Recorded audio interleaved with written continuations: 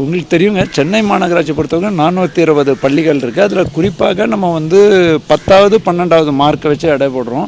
But மாநகராட்சி பள்ளியோட selling point என்னென்னா, யார் வேணாலும் அந்த பள்ளியில் படிக்கலாம். பட் அதே நேரத்தில் அதுக்கு யார் வேணாலும் படிக்கலாங்கிறதுக்காக நம்ம அவங்களோட கல்வி தரத்தை தனி கவனம் செலுத்தி இப்போ ஒரு 81% அந்த 10th வரும்போதோ இல்லையா அந்த மாதிரி வரும்போது அதுக்கு ஒரு திட்டமிட்டு அதை எப்படி நம்ம நல்லா செய்யக்கூடிய அரசு பள்ளிகள், நல்லா செய்யக்கூடிய மாநகராட்சி பள்ளி. ஒரு எக்ஸாம்பிளுக்கு சொல்லும்போது கேர்ள்ஸ் ஹை ஸ்கூல் பக்கம் ரொம்ப நல்லா பண்ணுறது, பாய்ஸ் ஹை ஸ்கூல் நல்லா பண்ணல.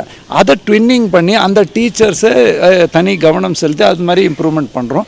அதே நேரத்தில் எப்படி நம்ம தனியாரில் யூரோ கிட்ஸ் அந்த மாதிரி அந்த பிகினிங் ஸ்டேஜ்லேயே அவங்களுக்கு ஒரு என்கரேஜ்மெண்ட் கொடுக்கும். நாங்களும் அந்தந்த இடத்துல மாண்டசரி பள்ளிகள் தொடங்கியிருக்கோம். ஸோ டெஃபினட்டாக அதிலும் தனி கவனம் செலுத்தப்படுங்க. அது ஏற்கனவே நான் சொல்லியிருக்கேன் இல்லையா, அந்த ட்வின்னிங் பண்ணி ஸ்பெசிஃபிக்காக ஒரு கங்கரண்ட்டாக அந்த கடைசி ஆண்டு முடியும் போது கிடைக்கக்கூடிய ரிசல்ட்டை வச்சு லாட்ரி மாதிரி பார்க்குறத விட்டுட்டு நடுவுலேயே எப்படி அவங்களோட அட்டெண்டன்ஸ் கம்மியாக இருக்கா, எதனால் அந்த பிள்ளைகளால் வர முடியல, அதே மாதிரி அட்டெண்டன்ஸ் நல்லா இருக்கான்னா சிலருக்கு நல்ல மார்க் வருது, சிலர் நல்ல மார்க் வாங்கல. ஏன்னா நல்ல ஹை மார்க் வாங்கின ஸ்டூடெண்ட்ஸும் அதே பள்ளியிலேருந்து வராங்க. ஸோ அந்த மாதிரி டெஃபினட்டாக கல்வியில் நம்ம கல்விக்குழு இருக்குது. இந்த MCC முடிஞ்ச பிறகு அதை மூலமாக நாங்கள் செயல்படுத்துவோங்க.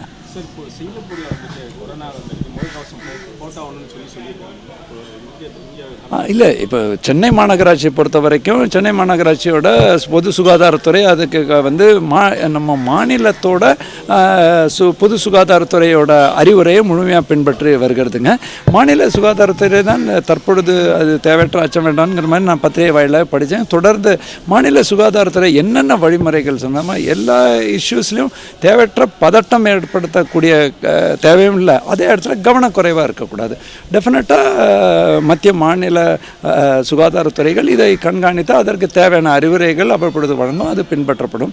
தற்பொழுது பொறுத்தவரை நம்ம எல்லாரும் அதை பார்க்குறாங்க. டெஃபினட்டாக சிங்கப்பூரில் கேசஸ் இருக்குங்கிறது எல்லாருக்கும் தெரிஞ்சால் கூட அதில் ஹாஸ்பிட்டலைசேஷன் இந்த அளவுக்கு இல்லை அப்படிங்கிற வருது, ICU அட்மிஷன்ஸில் சேஞ்சஸ் இல்லைங்கிறதெல்லாம் பார்க்கக்கூடியது நமக்கு தெரியுது. இனிமேல் வருங்காலத்தில் நம்ம இந்த ஒரு நோயை பற்றி மட்டும் ஃபோக்கஸ் பண்ணாமல் அனைத்து வகையான தொற்று நோயை தடுப்பதற்கும் குறிப்பாக டிரான்ஸ்பவுண்டரிட்டிஸை பார்ப்பதற்கும் மாநகராட்சி பொறுத்தவரை நமக்கு இருக்கக்கூடிய அனைத்து மையங்கள் 300 மையங்கள் இருக்குது. 140 ஹெல்த் அண்ட் வெல்னஸ் சென்டர்ஸு, அதே மாதிரி 140